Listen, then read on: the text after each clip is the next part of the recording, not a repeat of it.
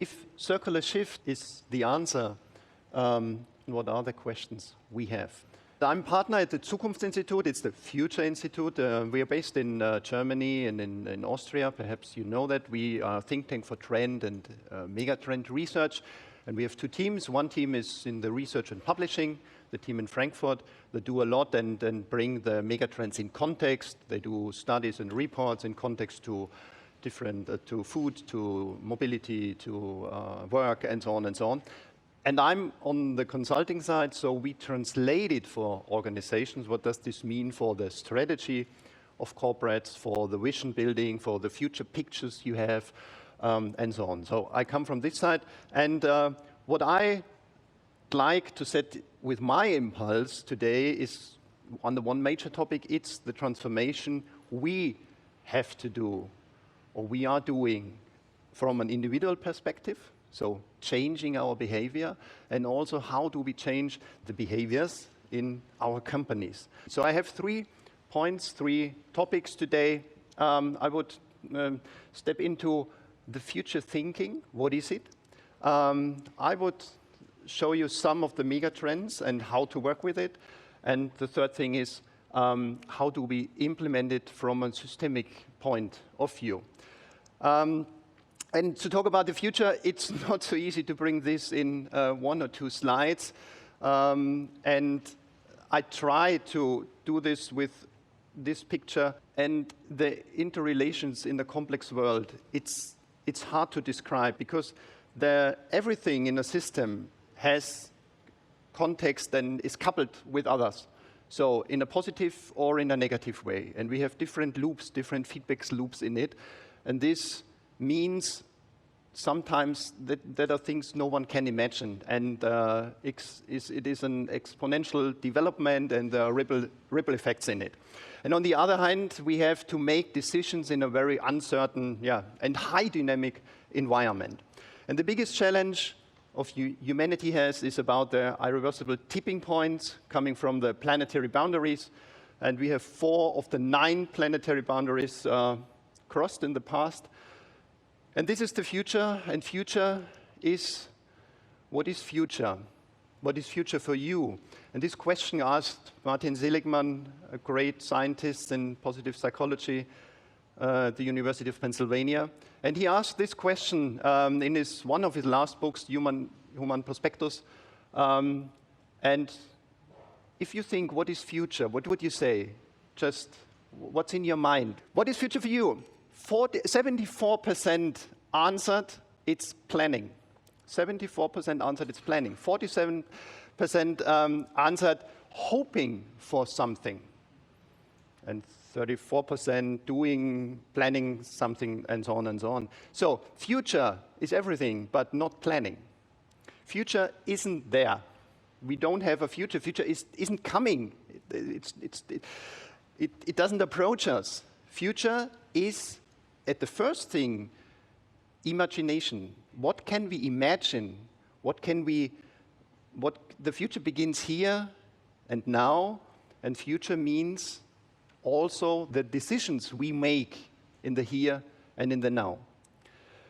And I heard one phrase the last 2.5 years since Corona very, very often, and that was, I couldn't have imagined that all. It was very, very often. So if we couldn't imagine that, what are we able to imagine? This is the question here.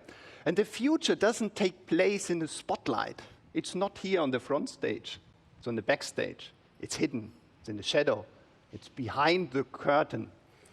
And to work in the future, we say we have an inner and an outer future. So one thing, a typical thing, is the prognosis. So we ask, if you think the next 2, 3, 4, 5 years, what do you think about the future? And if you do this direction, you do this always from the mental mode at the moment, with your emotions at the moment, with your fears, with your anxiety from this moment now. You project this into your future thinking. Another methodology is the regnosis. So this is a jump into the future. So Imagine we are in the year 2030. And how does it feel there? What do you see there? How does it smell? What are you working on? How does your kids live there? How is the traffic here? And so on and so on. And if you jump into this time dimension and you go back, and this technique is called the back casting. If you go back, and the technique is a 4-step. So you start from here, from your baselining, where are you coming from, and then you jump into the future, and then you ask, what was successful? What did we reach? Where did we fail? What have we done on our way there? And this is only one methodology you can use if you work and if you think future. And we had one major backcasting moment in history. It was the so-called moonshot moment. And what you see here is the speech of John F. Kennedy in the Rice Stadium in Houston, Texas, with a famous speech: we have chosen to go to the moon in this decade. So the next 10 years, it was 1962. It was planned in the next 10 years. And we all remember the fight, the so-called space race between the US and the Soviets. Today is the race to zero. In the former times, it was a space race, going to the moon. And in the 21st of July, 1969, it was the first humans set a foot on the moon, and it was the first time. And I took one quote from Buzz Aldrin, one of the two guys. And the biggest benefit of Apollo was the inspiration it gave to the nation, to the growing generation, to get to science and into space. And this moonshot thinking and these big ideas, these bold ideas, these radical ideas they had at this time, and I think we can use this moonshot thinking also for us. So how do we create the next moonshot moments? What do we think if we think about moonshots? And moonshots, they are more science fiction. And it's not the continuous improvement we have, so to get 5-10% better. It's a big movement. It's 10 times get better. And the 10 times, it's bigger. It's bigger it feels completely different. So moonshot thinking is not roofshot thinking. 10 times, it's much bigger than 10% improvement. And you can also split this in different horizons. So I'm sure you know the 3 horizons theory or methodology.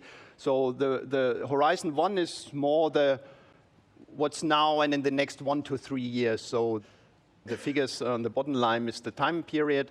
The next step, horizon 2, it's a much bolder thinking, and the vision and the thought and the radical ideas, you find it in the horizon 3. So what is the future in there?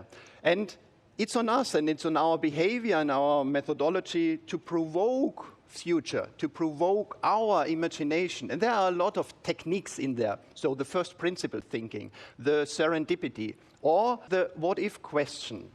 And I learned this what-if power question, in my opinion, at my first day at the Google Innovation Garage. It's about 10 years ago.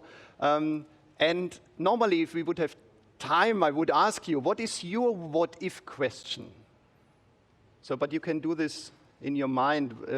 What if we couldn't fail? What if everyone in the world has the same amount of money? What if all people gave up flying? What if every product is cradle-to-cradle designed by default? So what is your what-if question? And the what-if question the 2 Google founders had at the beginning was, what if we print out the internet? And the solution was the search engine. So you can achieve everything you can imagine. and perhaps take this what-if question with you during the day today, and take it home with you and ask yourself, what if, what can we reach, and what can we imagine? Because as a summary of the first point, the future sustainable companies have a clear vision, and the vision is not we want to be the number one in the market, we want to beat our competitors or something, stuff like that. It's a big, big picture of the future. And the picture of the future has to do with emotions. And that's very necessary, a picture of the future of what you can imagine. The first thing. The second, I want to talk a bit about megatrends. And megatrends are, we call it, building blocks of the future. And we live in a world, more and more people talking about trends. What's the next design trend? What's the next technology trend? What are trends there? And what's the next big thing? Yeah. And we have different trend categories. And what you see is the timeline of the different trends. So the biggest one we have are the so-called meta trends. They come from the nature. The mega trends, it's a big building block in it. We have the socio-cultural trends, we have technology trends, we have different market trends in different industries, we have design trends, we have product trends, and so on and so on. So, and if you are in a fashion industry, so you have another trend timeline than coming from the mega trend perspective. And there's another category, we call it micro trends or hypes. Yeah? So for example, that you can, I want to give you. Do you remember the media hype Pokemon Go? Perhaps you remember from your kids, yeah? And Pokemon Go was a media hype. Till now, I think it's more than 1 billion times downloaded. And the technology trend behind was the augmented reality and the geolocation. And normally you would say, okay, and the mega trend behind it is the digitization. But it's not, it's the connectivity. So the connectivity is the need of people to get in contact, to get in relation. So connectivity is more than technology. Technology or technology trends are the vehicle of the needs of people. So there are 4 characteristics. The first thing is the duration. So it's the how stable are megatrends? And megatrends are stable normally between 30 to 50 years. So they don't approach us. They are here. They are here and they are long existing. It's the ubiquity. So that means it affects all areas of our life. They are global, not in each cultural sector in the same maturity, but they are global phenomena. And they are very, very complex. So they're multi-layer, they're interwoven with others. So these are the typical 4 characteristics. And we observe 12 megatrends. You see here coming from the individualization, new work, knowledge culture, neo-ecology, and so on. And what we do is to bring all these megatrends and the subtrends. We work with about 140 subtrends. To this, we call it megatrend map, and the megatrend map, it's like a metro map, so it should give you a bit more orientation. It's not so easy, and it's not the linear way, but it's we try to do it to give you orientation, to work with it. And if we go a bit deeper, you see you have the station, the megatrend, and there are different subtrends, and you see they crosses each other and or strengthen each other. I'm often asked, what are the most relevant trends for us? It's a typical question if companies call us. So please, could you say the 3, 4, 5 most relevant trends for our business, for our industry, and so on? And the answer is always, I can't, because I don't know your challenges. What are you asking? What is the context you want to work with the megatrends? Because not all the trends are relevant for you. But it's the question, what do you want? So remember, if circular shift is the answer, what is the question behind of that?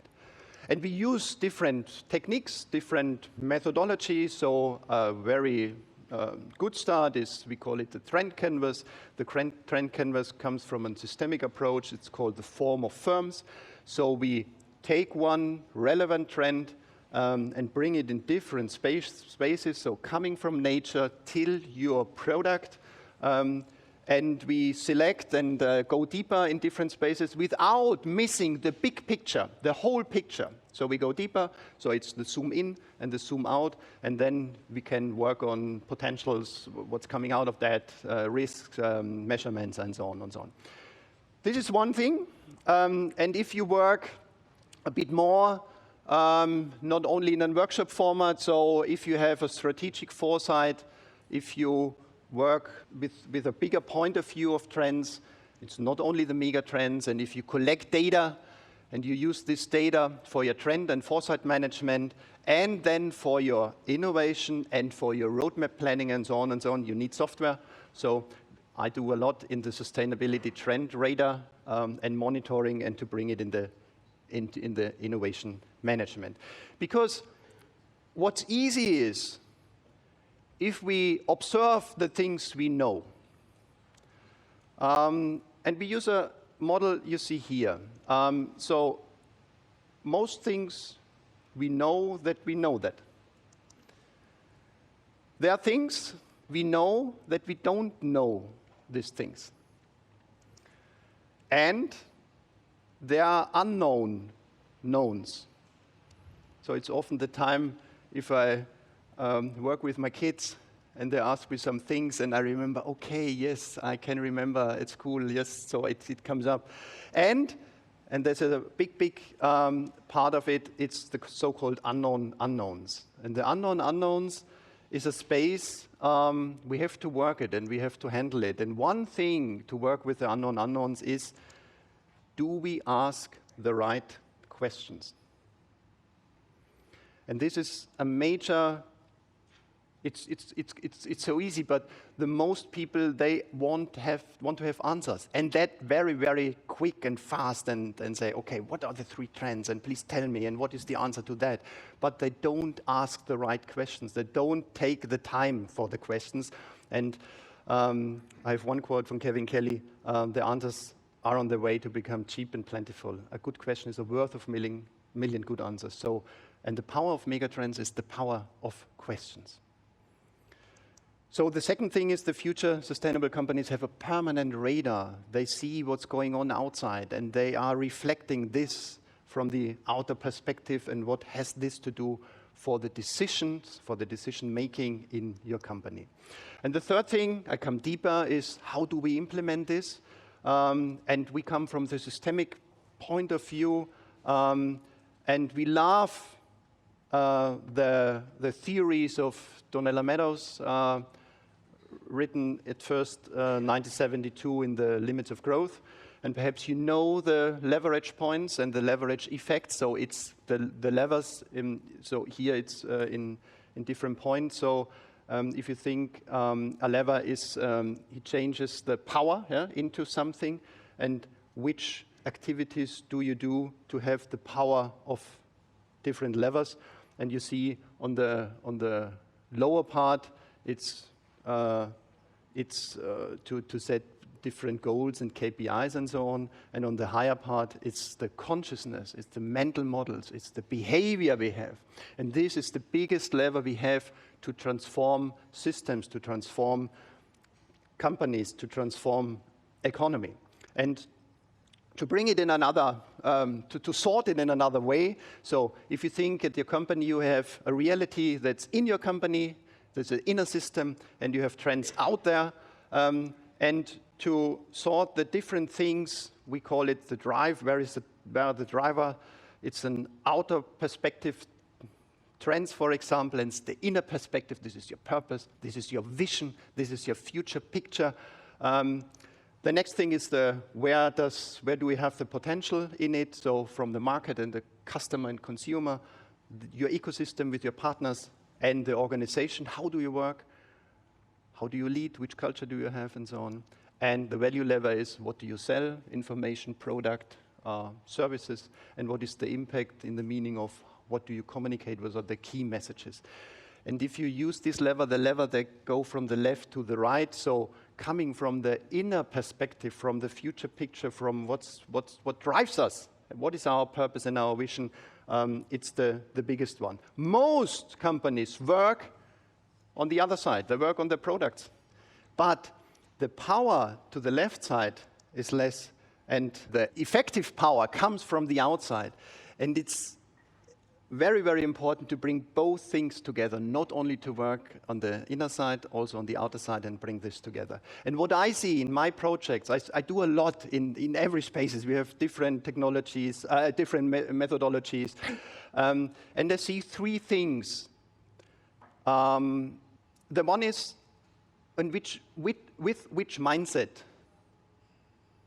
or which mindsets do we have from the individual perspective and from the organizational perspective. So I'm a fan of the spiral dynamic and the spiral dynamic shift. So where do we stand at the moment? Which values do we have? And what do we need if we have a future picture to do the next shift, the next step? I'm also a fan of the inner development goals. Perhaps you know them. They're related to the sustainable development goals for the leadership. So there are 23 leadership skills in 5 categories. And this is a really good framework to work with it and to bring it in relation. How do you want to lead if you want to be a sustainable company? And the third thing is, it's the corporate culture. And the corporate culture is always what comes out at the end. It's not the beginning. It's what comes out at the end from the strategy, from your future picture, from your products, from your services, and so on and so on. And I do a lot with one company and a really good tool to work on the coming from the behavioral economics, from the habits we have, and to nudge the habits and to work on that in small steps. They make fun. They are easy to do, and you bring this from an individual perspective over teams to the whole company. So the future sustainable companies use the planet-centric design. This is the perspective from the strategic part, and mindsets also to transform businesses and corporate culture. And I want to close my speech with one quote. Do you know this guy? Frank Zappa, he said one thing, a mind is like a parachute, it doesn't work until it's open. And we have to transform ourselves in the meaning of the behavior. We have to transform our companies, the society, and the planet will follow. Thank you for this. Yeah.